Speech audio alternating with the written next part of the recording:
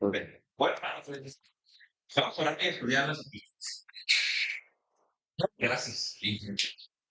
Bueno, vamos a hacer la separación de escuela dominical. Vamos a orar por los muchachos que salen y por los que nos quedamos aquí. Los muchachos que nos quedamos. Oremos. Hermano Bernardo, dirijan una oración dando gracias a Dios por el estudio. Bendito Padre Celestial. Maravilloso Señor acercarnos aquí porque tenemos que subir el escucha. Y tú eres nuestro proveedor de todo, Señor. Bendito Padre, gracias por el día tan maravilloso donde nos reunimos todos a alabar tu santo nombre, bendito Padre. Hermano, encomendamos, Señor, el estudio de esta mañana de tu palabra, Señor, que tú abras nuestro entendimiento, nuestro corazón y poder entender tu palabra y poderla poner en práctica, Señor. Así rogamos, Señor, la escuela de los jóvenes, Señor, de los maestros, que tú nos des entendimiento, sabiduría para poder exponer tu palabra y los muchachos que estén expuestos a entender tu palabra, Señor. Muchas gracias, Padre bendito, porque tenemos esa disposición, Señor, y siempre estamos con nuestro corazón abierto, Señor, y estamos dispuestos para decir, a adorarte y glorificarte, Señor. Te lo agradecemos, Padre bendito, en el nombre de Jesucristo. Amén. Bueno, mis hermanos, vamos a estudiar la palabra del Señor. Esperemos que los jóvenes puedan salir por aquí. Miren cómo es el proceso. Los niños se están levantando y van a subir. Los adultos que están en las sillas marrones van a buscar una silla vacía y se van a sentar en el grupo para poder subir esas sillas marrones porque son de la escuela dominical, sino que como no había espacio las bajamos. Entonces voy a pedirle ahí a Alexis que se ubiquen en las sillas que quedaron vacías en el grupo para que podamos, Alexis y familia, eso, muchas gracias, para que esas sillas puedan ser subidas para escuela dominical.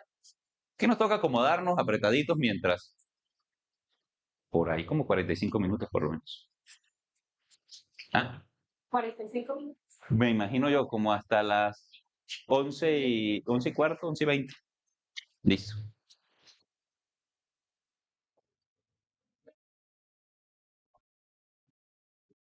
Muy bien, eso, miren, ahí ya van quedando espacios, pueden entrar, sentarse los que están de pie, ubicarse y podemos ahora sí dedicarnos a estudiar la palabra del Señor.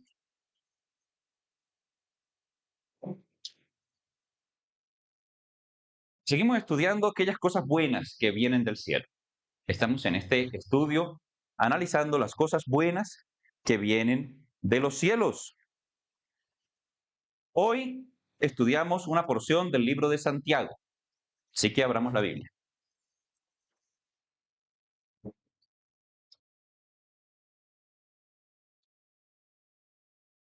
Santiago capítulo 3, versículos 13 al 18.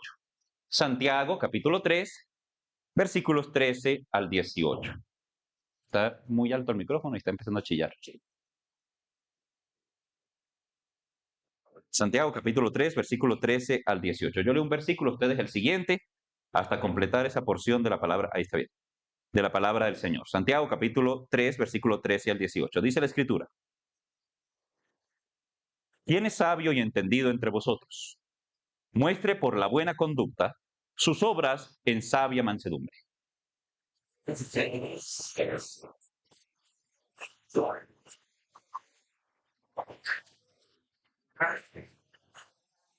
Porque esta sabiduría no es la que desciende de lo alto, sino terrenal, animal y diabólica.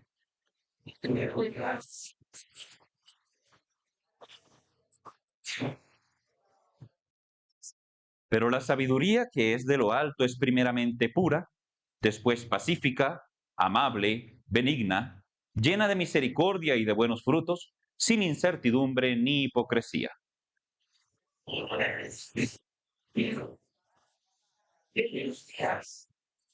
Muy bien, hermanos. Aquí entonces tenemos una cosa más que viene de los cielos, una cosa más que viene de los cielos, ¿verdad? Está ahí en versículo 17. En el versículo 17 nos habla de ¿qué? La sabiduría que viene de lo alto, la sabiduría que es de lo alto. Otro concepto que tenemos en la Escritura de cosas que descienden del cielo específicamente para los hijos de Dios y para aquellos que creen en la palabra del Señor. Sabiduría y entendimiento, dos cosas profundamente deseables, codiciables. Los seres humanos invierten grandes sumas de dinero en adquirir conocimiento, por eso existen universidades que se sustentan, ¿no?, de la economía de las personas precisamente que están pagando por adquirir algún conocimiento. Capacidad intelectual en diferentes áreas, un intento de ser más sabio.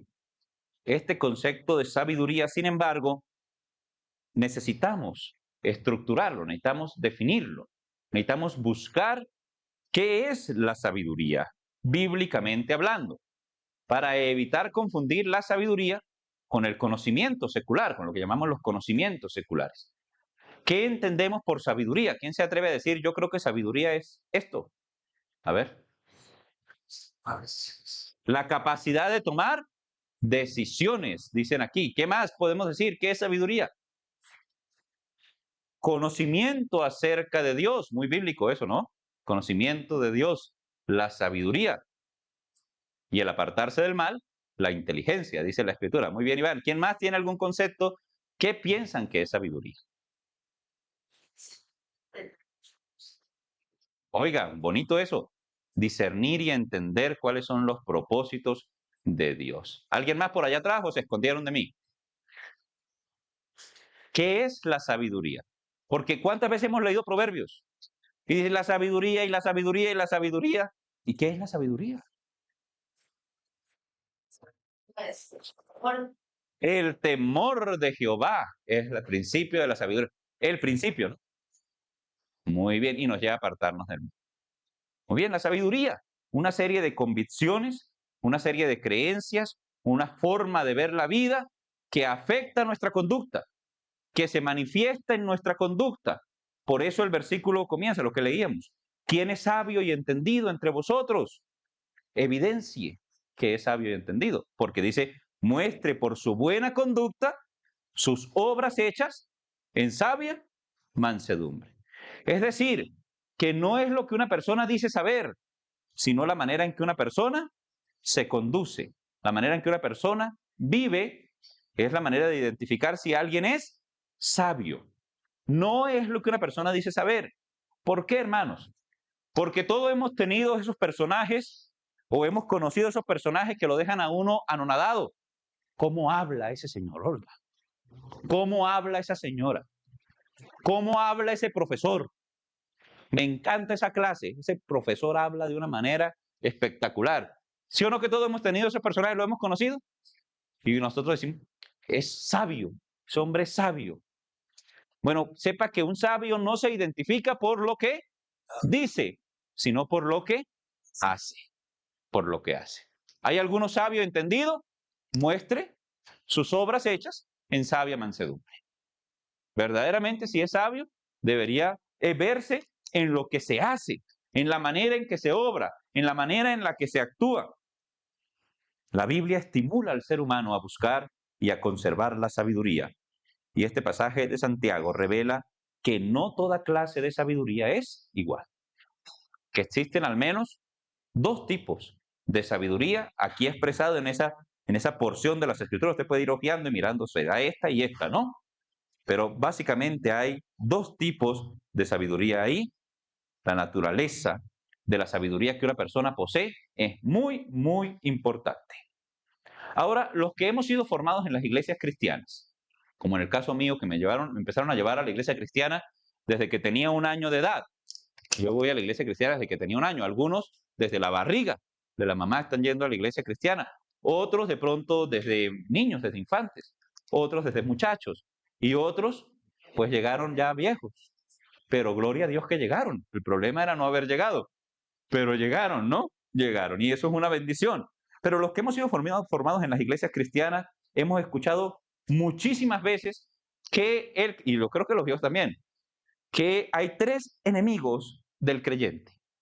¿Cuáles son los 3 enemigos del creyente según la teología? El mundo, la carne y Satanás. El mundo, la carne y Satanás. ¿Eso han enseñado? Sí, esa es la carne. Cuando soy yo, es la carne. Si el yo es la carne.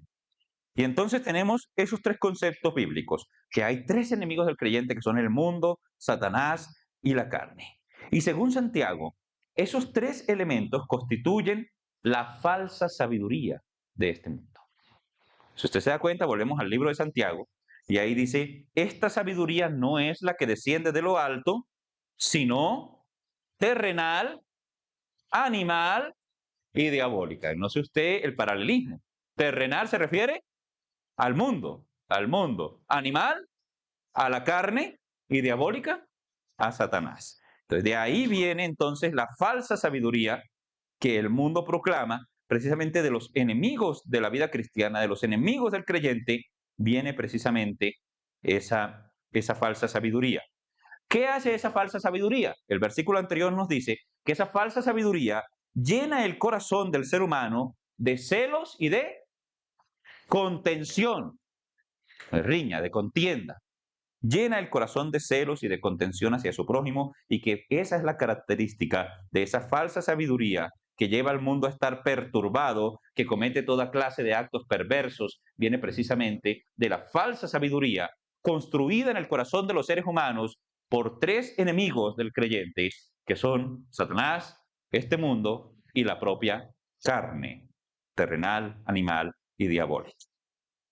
Hay otra clase de sabiduría a la que pueden acceder los creyentes, a la que pueden acceder los creyentes, una que viene de lo alto, una que viene de lo alto, que viene de Dios, que es dada del cielo a aquellos que creen y sirven al Señor. Ahora, cuando usted lee el versículo 17 de la porción de Santiago,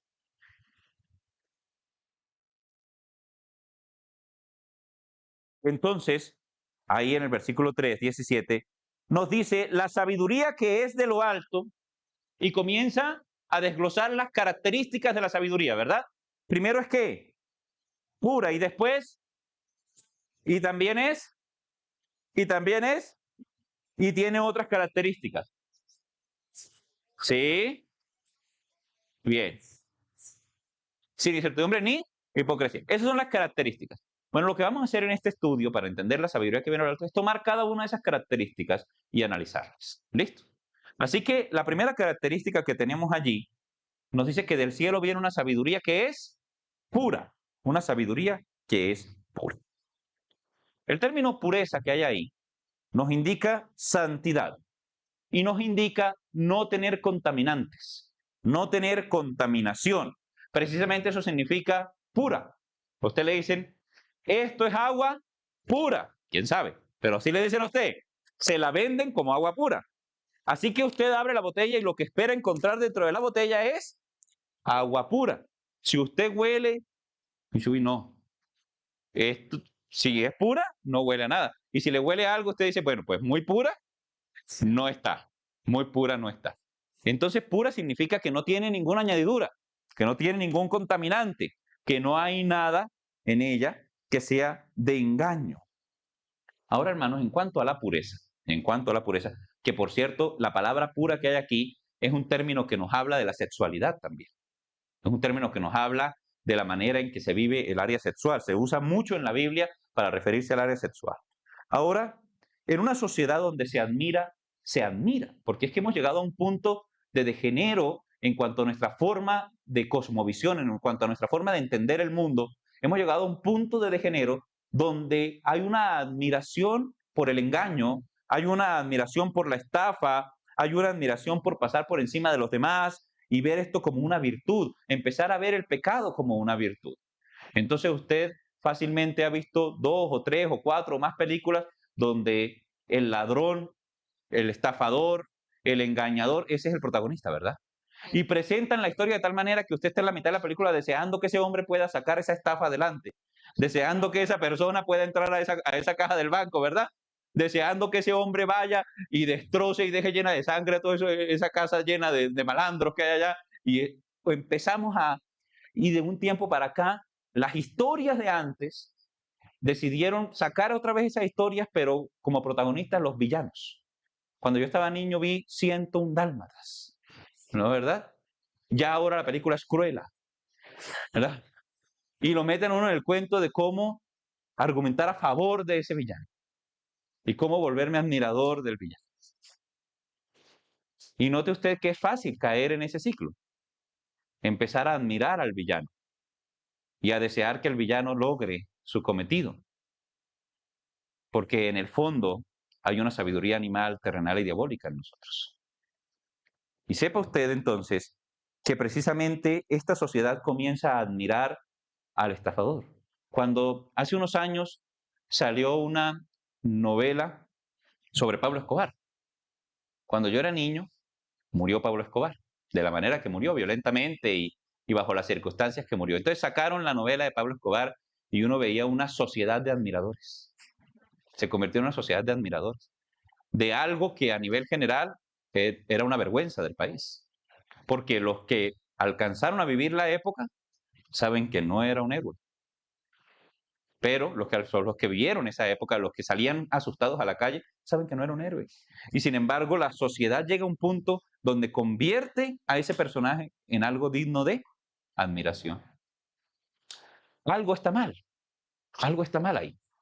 Algo no es correcto ahí. Sí es lo que el mundo presenta. Y si estamos todo el tiempo expuestos a las pantallas, a las propagandas, a la televisión, pues esa va a ser nuestra forma de pensar también. Empezamos a admirar, a querer seguir el camino del que hizo el mal. Entonces tenemos una sociedad que admira el mal. Y entonces a usted le dicen, eso es malicia indígena. Eso es la malicia indígena, no nos dejamos. No, aquí no nos dejamos, ¿verdad? Tenemos la malicia indígena. Hombre, ya la palabra de por sí, malicia, nos está relacionando ¿a qué? Al mal, al mal. ¿Qué tiene de bueno ser malo? Esa es la pregunta, tan básica, ¿no? ¿Qué tiene de bueno ser el malo? Se jactan los colombianos, pero esa es sabiduría terrenal. Esa es sabiduría animal, esa sabiduría diabólica. Decimos, pero miren lo que logra el malo. El malo se monta en la camioneta que quiere, el malo tiene la mujer que quiere, el malo tiene la finca que quiere, el malo tiene la empresa que quiere, el malo tiene los contactos en el gobierno que quiere, el malo logra lo que quiere. Entonces, ¿por qué va a ser malo ser malo? Pues por lo que dice el libro de los Salmos, capítulo 37. Salmo 37, 16 y 17.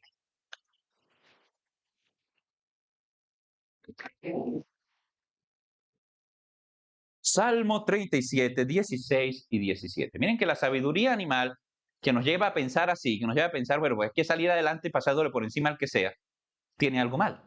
Es terrenal, es animal y es diabólica. Y miren lo que dice la escritura aquí. Salmo 37, 16 y 17. Leemos juntos a la cuenta de 3. 1, 2, 3. Mejor es lo poco del justo que las riquezas de muchos pecadores, porque los brazos de los impíos serán quebrados, mas el que sostiene a los justos es Jehová. ¿Por qué es mejor? Por un factor que no se cuenta en la ecuación. Estaba leyendo una obra acerca de cómo se parece la sociedad humana a los animales, Y a nivel de la naturaleza, pues hay muchas trampas que los animales hacen para pasar por encima biológicamente de los demás, y son los que dejan descendencia, y son los que son exitosos, los que son tramposos, los que son engañosos. Dice que esa es la razón por la cual la sociedad humana replica eso, buscando tener un beneficio por encima del resto de la comunidad, tener algo que le ventaja, porque si me dicen que el camino es por aquí, pero yo me logro sacar un atajo, pues entonces el ganador soy yo. Esa idea de pasarle por encima al otro, de ser más vivo que los otros y de creer que el único vivo soy yo, eso es algo muy instintivo, muy animal, muy animal. Y los animales también presentan ese tipo de conductas, pero hermanos, el factor que no se tiene en cuenta a la hora de evaluar eso es Jehová. Es que Dios está pendiente del obrar del ser humano. Es que Dios le interesa la pureza en la mente del ser humano. En Proverbios capítulo 2, los versículos 6 y 7, la Escritura dice acerca de esta sabiduría, Proverbios 2, 6 y 7, porque Jehová da la sabiduría, y de su boca viene el conocimiento y viene la inteligencia. Él provee ¿de qué tipo de sabiduría? De sana sabiduría a los rectos. Y ese escudo a los que caminan rectamente. Proverbios 2, 6 y 7. Es la cita que está ahí escrita. Y entonces des en cuenta que el Señor provee de un tipo de sabiduría, y el adjetivo calificativo que se le da a la sabiduría es una sabiduría sana, sana. La otra sabiduría sería lo contrario. ¿Qué es lo contrario a estar sano? Estar malo, ¿estar qué? Enfermo. Hay gente que tiene una mente enferma, enferma. El pecado hace una mente enferma. Entonces muchos hemos sido expuestos a esa contaminación, ¿saben? Muchos hemos sido expuestos a esa contaminación del mundo y nuestras mentes y los corazones han estado expuestos a esa corrupción, a la fornicación, a la mentira, a la estafa, a la violencia, dependiendo del lugar donde nos hayamos criado, dependiendo del círculo donde hayamos, el colegio donde hayamos estado, nos estamos expuestos a esas cosas, pero Dios puede darnos una sabiduría diferente. Es que así me criaron a mí. Es que donde yo me crié, si uno no hacía eso, mejor dicho, se lo tragaban vivo a uno. Todo ese tipo de comentarios que son excusas para defender nuestras posturas de abuso, nuestras posturas de impureza. Hombre, la Escritura dice, Dios puede proveer sana sabiduría a los rectos. Lo puede hacer. Santiago 4:8. ¿Quién se acuerda de él? Digámosle a los varones que nos lean Santiago capítulo 4, versículo 8. A la cuenta de 3. 1, 2, 3. Pecados unidos, santificados, pobres, y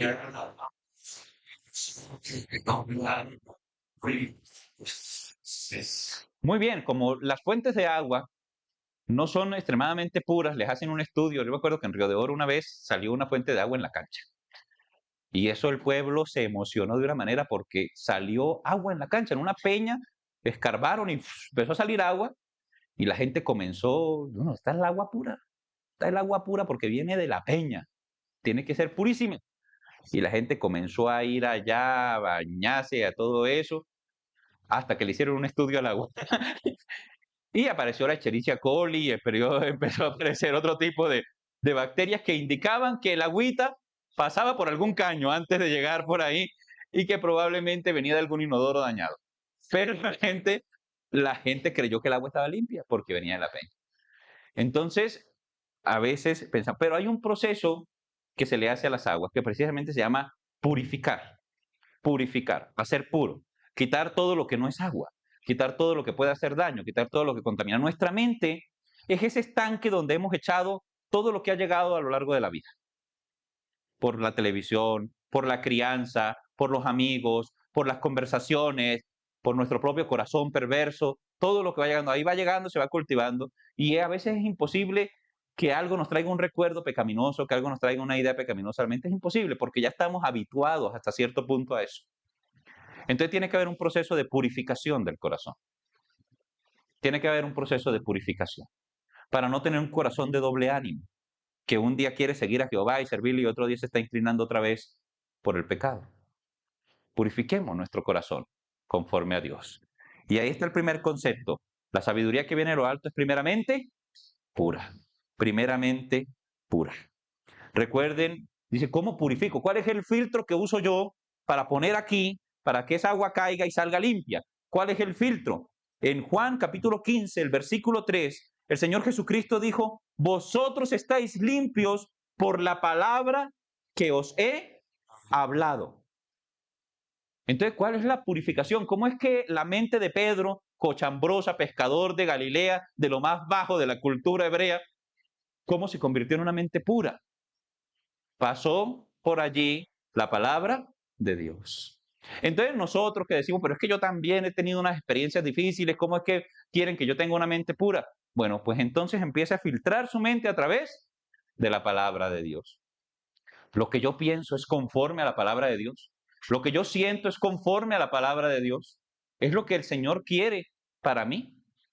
Hermanos, ahí está el filtro, la palabra del Señor. Cambiar las costumbres, cambiar las ideas que hemos aprendido para que sean conforme a la palabra de Dios, para hacer una sabiduría pura. La sabiduría que viene de los altos es primeramente pura y después, duro, pacífica. La sabiduría que viene de los altos es pacífica. Así nos dice también Santiago. La palabra pacífica nos habla de tranquilidad, de las aguas que no se agitan. Eso es lo que significa, de las aguas que están calmas. de las aguas que no se agitan. Pero también es la idea de un lugar apacible. ¿Cuántos han tenido ganas de volarse de la casa en un momento porque no encuentran como tranquilidad y dicen, voy a intentar buscar un lugar apacible? Apacible, ¿verdad? Y uno dice, así la casa esté sola, resulta que el problema lo llevo yo por dentro, es una tormenta ahí en la cabeza y en el corazón, y uno piensa que volándose a una playa, ¿verdad? Va a estar tranquilo y resulta que como fue y se gastó 1.000.000 de pesos allá, llegó más intranquilo de lo que estaba, ¿verdad? Pero, pero ahí está el problema de nosotros los seres humanos, que pensamos que la idea de paz viene del lugar donde estamos. No, hermanos. El problema de la paz está dentro. Usted se puede llevar la tormenta para el Parque Tayrona. Se la lleva en el corazón, se la lleva en la mente. Usted se puede llevar ese problema para el Parque Simón Bolívar y sentarse allá entre la hierba a chillar porque tiene el mismo problema y pensó que lo iba a dejar en la casa y el problema va colgando de usted. La sabiduría que viene de lo alto es pacífica. Es la idea de armonía, es la idea de plenitud y es la idea de reconciliación. Eso nos dice la palabra original, pacífica. El conflicto, la confrontación es algo muy impulsado por la sociedad moderna y hemos sido formados viendo una sociedad como una serie de grupos en constante confrontación. Y eso es un problema de la generación moderna, sobre todo, que ve el mundo de manera dualista, que cree que todo es una confrontación, los jóvenes contra los viejos. Ustedes no entienden porque son viejos, ¿no? Ustedes no entienden porque son jóvenes. Así nos instruyen. Los hombres contra las mujeres, el patriarcado y el feminismo, ¿no? Ahí está la confrontación. Nos cultivan esas ideas, ideas tóxicas, ideas equivocadas, ideas erradas de ver el mundo, formas equivocadas de cosmovisión. Entienden el mundo a través de un filtro dualista. El mundo no es dualista. Decía un grupo no creyente, no todo es blanco y negro, es gris. Todo depende del matiz. Juzga y aprende a distinguir, porque se sabe, la canción es de los míos. Bueno, entonces ahí está. O los blancos contra todas las demás razas, ¿verdad? Así nos plantean el mundo, ¿sí o no? Y resulta que aquí somos un poco de coloridos de todos los colores y por ahí pasaron todas las razas. Aquí en España los españoles se mezclaron con todo lo que pudieron. Aquí no hay blanco y negro, aquí ninguno es blanco. Aquí esa es la realidad, sin embargo, así nos crían, así nos crían, así nos crían. Izquierda contra derecha, ¿verdad? Así nos forman, porque divide y vencerás. Una sociedad dividida es una sociedad manipulable, una sociedad fácilmente manejable, así que otros decidieron dividirnos y criarnos con esa forma. Oiga, cristianos contra todos los demás también. Qué triste dejarnos contaminar por esa idea. Porque la sabiduría que viene de lo alto es pacífica, dice la Biblia. Entonces, la violencia se cultiva en el corazón humano y no hace parte de la sabiduría divina. Responde a la conducta animal. Eso responde a la conducta instintiva, a los bajos instintos del ser humano. Los creyentes somos llamados en las Escrituras a vivir pacíficamente. ¿Qué nos dice Mateo capítulo 5, versículo 9? Eso es parte del Sermón del Monte. Bienaventurados los pacificadores, porque ellos serán llamados hijos de Dios. Así dice la Escritura. Los pacificadores serán llamados hijos de Dios. Entonces, busquemos el Salmo, capítulo 11, versículos 4 al 6.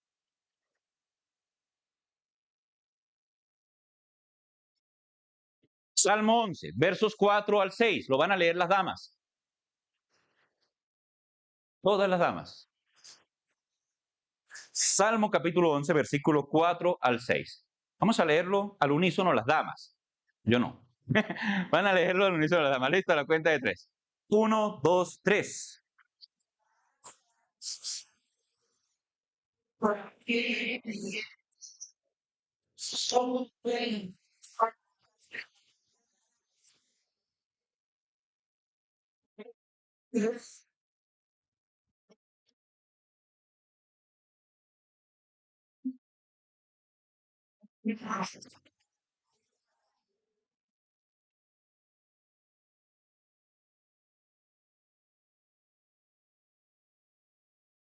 Ok.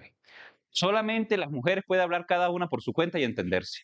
Es una cosa impresionante que tienen ellas. Todas hablan al tiempo, todas hablan a un tiempo diferente y se entendieron. Pero los varones no nos queda sino sonreír y decir, ¡ay, qué lindo leyeron! No más. Bueno, ahí están las damas.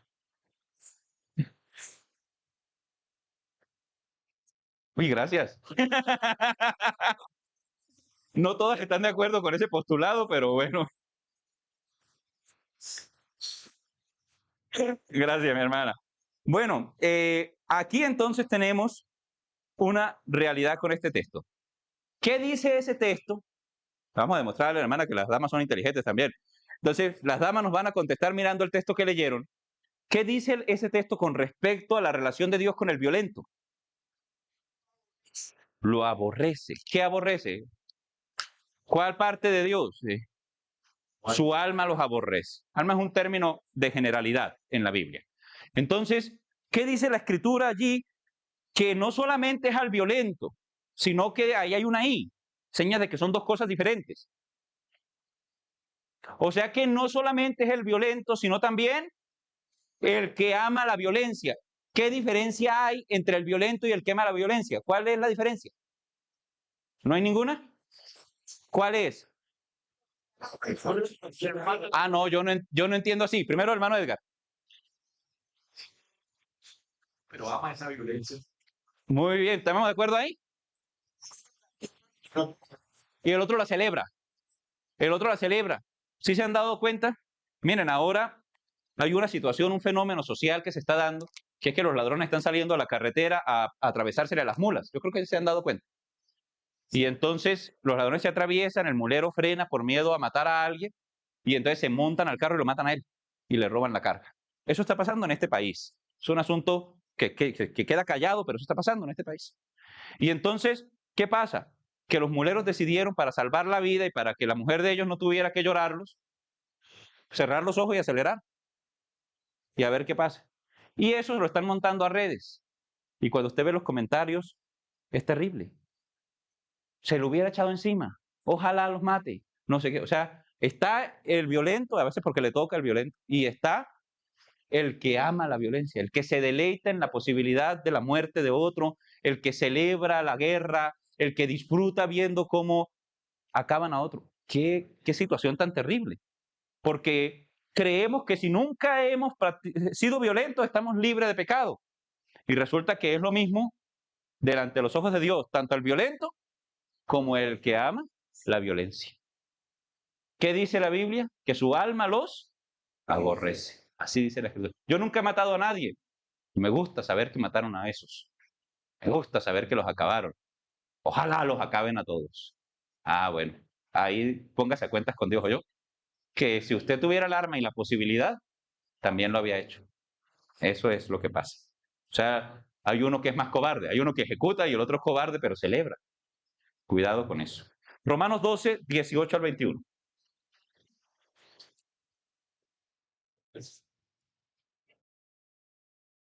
Vamos a leerlo todos juntos. Esta vez hombres, mujeres, niños, todos. Romanos capítulo 12, versículo 18 al 21. ¿Listos? A la cuenta de 3, vamos a ver si leemos al unísono. 1, 2, 3. Si es posible, en cuanto dependa de vosotros, estad en paz con todos los hombres.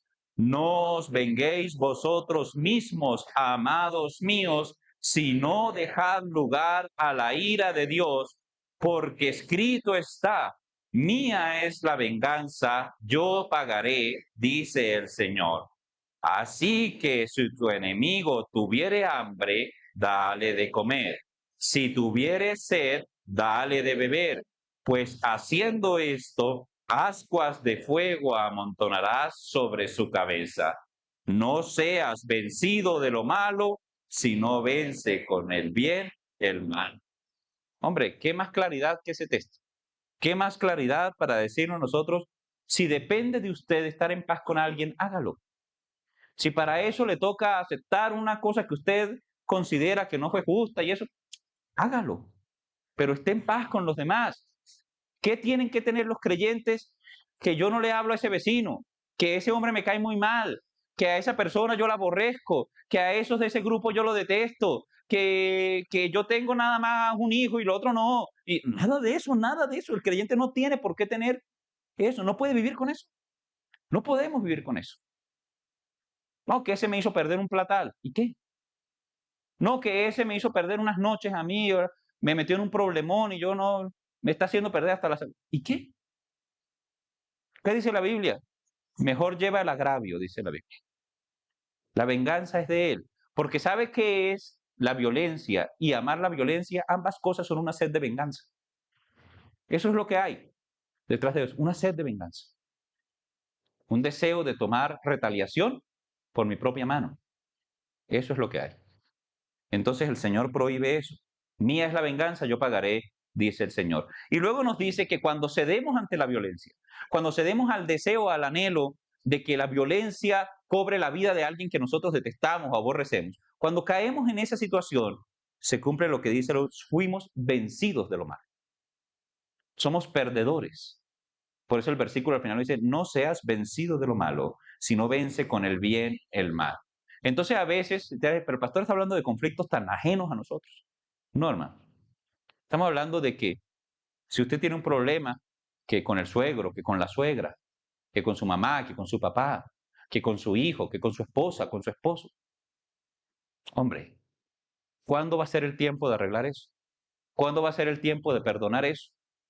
¿Va a esperar verlo en un cajón para ir a llorar? Ay, los últimos 10 años no hablamos, pero yo lo amo. ¿Ya para qué? ¿Ya para qué? O le arrugó la cara los últimos 5 años de matrimonio mientras el hombre se moría o la mujer se moría, le arrugó la cara todos los días y ahorita viene a tirárselas de duelo. No. No hay razón para conservar la amargura en el corazón. No hay razón tampoco para acostarse enojado. ¿Se acuerdan de ese versículo, no? Dice, no se ponga el sol sobre vuestro enojo, ni deis lugar al diablo, porque esa sabiduría es satánica. ¿Quién te está diciendo, ódialo? Véngate, pues Satanás. Satanás cultivando la amargura en el corazón humano. Entonces, lo primero, pacífico. Lo primero, puro. Y lo segundo, pacífico. Y lo tercero, amable. Amable. El término bíblico es apropiado, equitativo, suave, razonable. Qué interesante el término amable. Pero el español da un significado muy bonito. Amable significa fácil de amar. Usted tiene que ser una persona fácil de amar. Que a la gente le quede fácil amarlo a usted.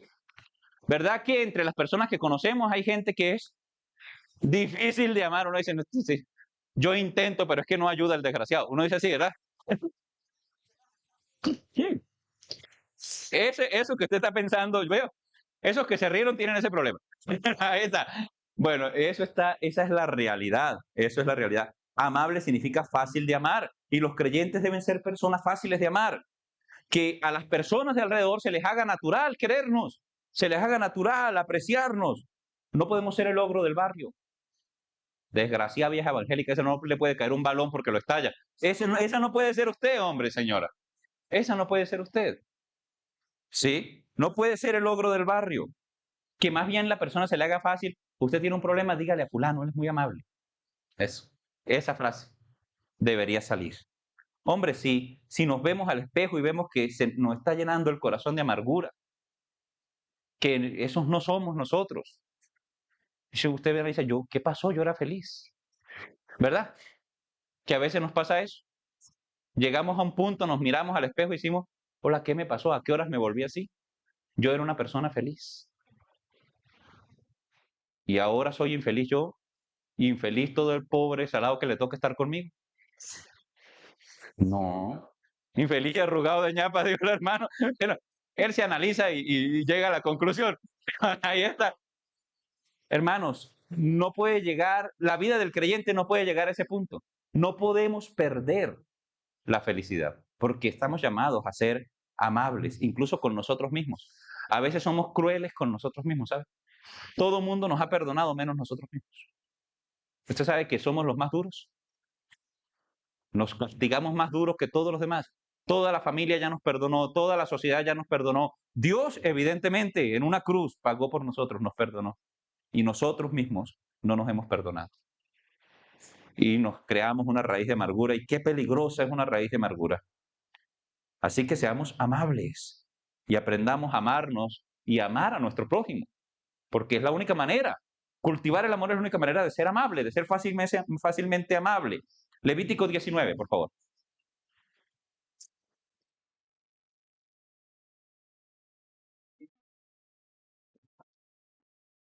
Levítico 19, versículos 17 y 18. Yo voy a leer el versículo 17 y ustedes van a leer el versículo 18. Levítico 19, versos 17 y 18, dice la Escritura. Texto muy bonito, bonito el de Levítico. Muy bien, dice la Biblia. No aborrecerás a tu hermano en tu corazón. Es una orden. Razonarás con tu prójimo para que no participes de su pecado.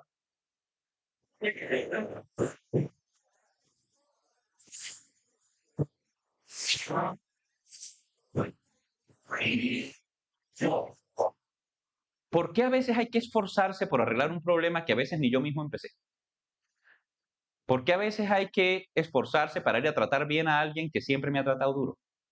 Compañero de trabajo, o una persona a la que le caí mal porque, yo no sé por qué será, pero le caí mal. ¿No pasa eso? Pasa eso. ¿Ve? ¿Yo qué le he hecho? Una vez estaba yo en el instituto bíblico, le voy a echar este cuento, porque a mí se me vienen los cuentos a la cabeza. Estaba yo en el instituto bíblico y me llama una muchacha del instituto bíblico. Yo dije, esta vieja se me va a confesar. Yo todo ilusionado. Total es que la vieja se me acercó, dijo, Wilson, vení acá. Y me retiró por allá detrás del comedor y me dijo, Wilson, yo quiero decirte que vos a mí me caes muy mal. No era lo que yo pensaba, pero bueno, vos a mí me caes muy mal. Yo no sé.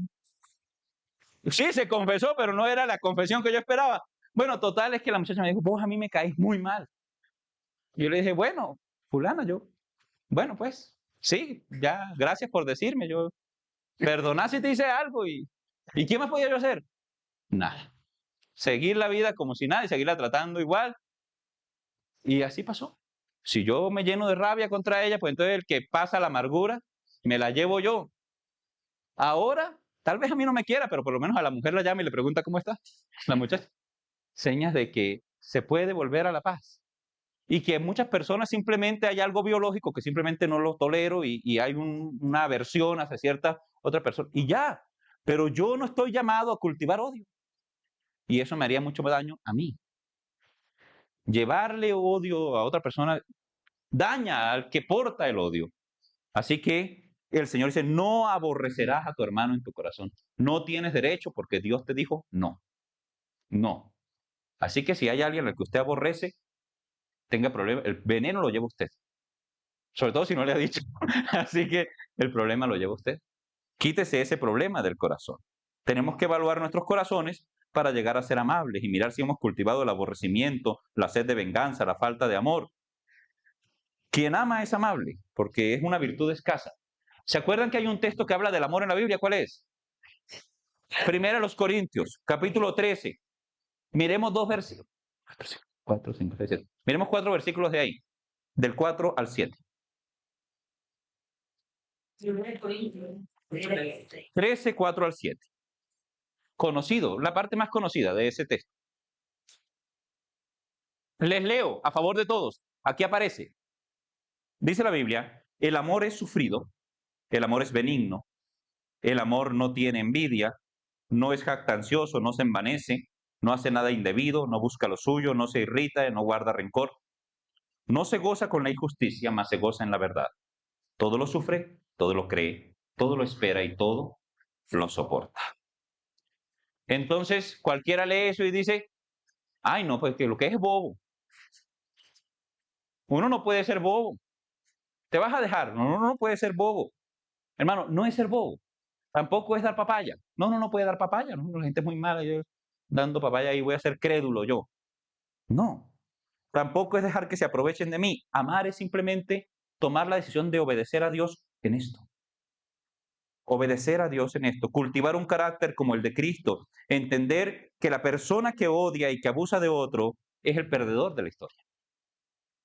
Esa persona es el verdadero perdedor de la historia. No caigamos en la mentira que nos ha llevado a tantos creyentes a renunciar al estilo de vida que Dios propone.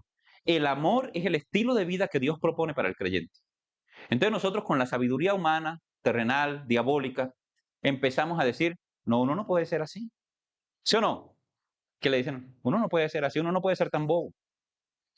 Uno no puede ser tan bobo. Entonces vas a salir perdiendo vos, sabiendo que él es así, sabiendo que ella es así. Entonces vas a perder vos. No. Sí, hermano, sí. Así es. Ame a pesar de que usted sepa que no le van a pagar igual. Porque a eso lo dejó Dios en este mundo. ¿Usted cree que Cristo, la Biblia dice que Cristo amó de tal manera y los amó hasta el final? Así dice la Escritura.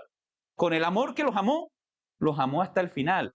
Y usted sabe que en el final sus discípulos no estaban ahí, que él estaba solo en una cruz. La Biblia dice que fue atrapado el pastor y se esparcieron las ovejas. Pero el pastor siguió amando a las ovejas, aunque las ovejas se fueron.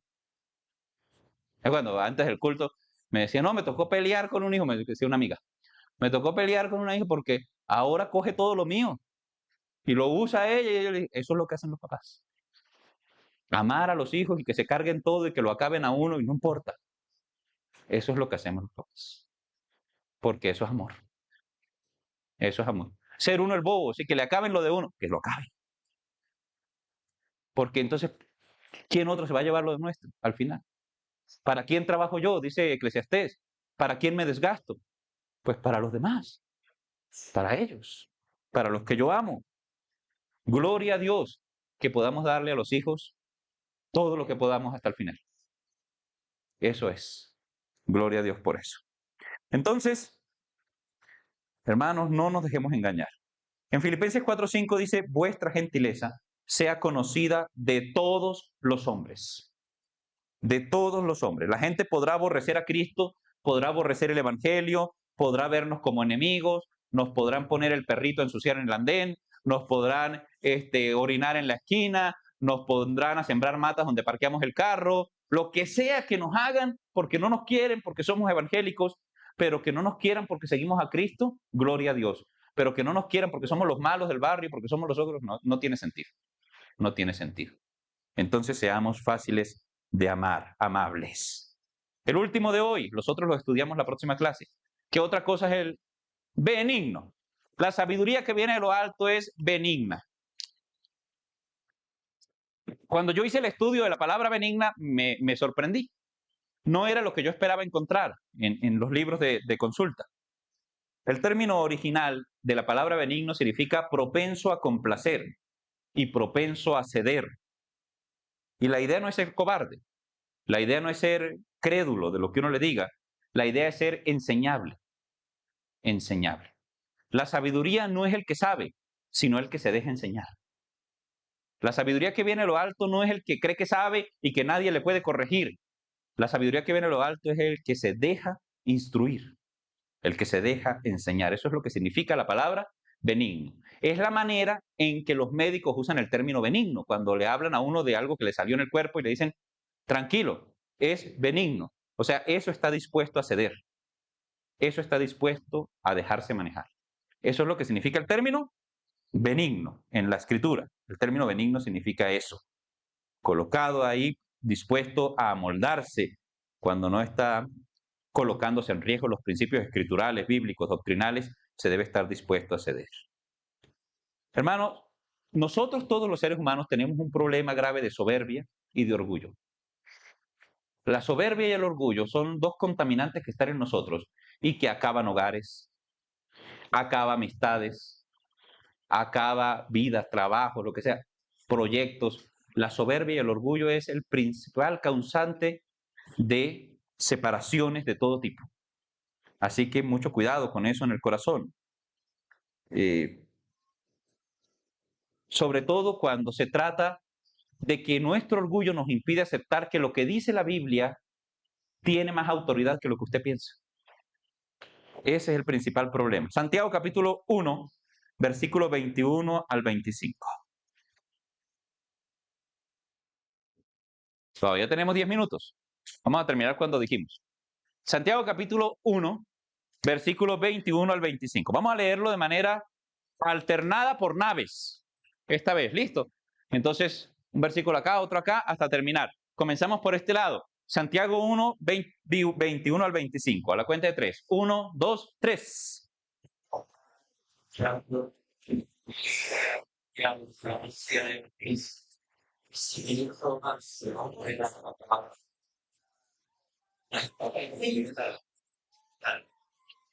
Ni modo de empezar porque no supimos cuándo acabaron. Están cada uno por su lado. Les voy a ayudar. Volvemos a leer versículo 21. Vamos a intentar ir al unísono, es decir, esperar un poquito la voz del otro y coger un ritmo. Eso es lo que vamos a hacer. A la cuenta de 3. 1, 2, 3. Por lo cual, desechando toda inmundicia y abundancia de malicia, recibid con mansedumbre la palabra implantada, la cual puede salvar vuestras almas.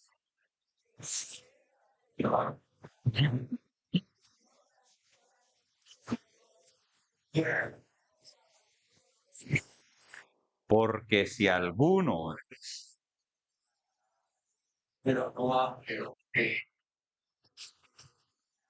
hombre que considera en un espejo su rostro natural.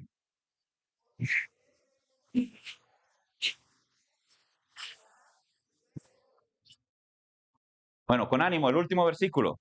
A la cuenta de 3.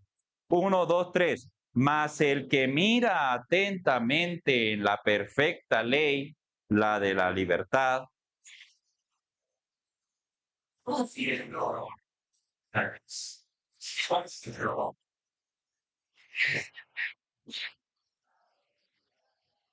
muy bien.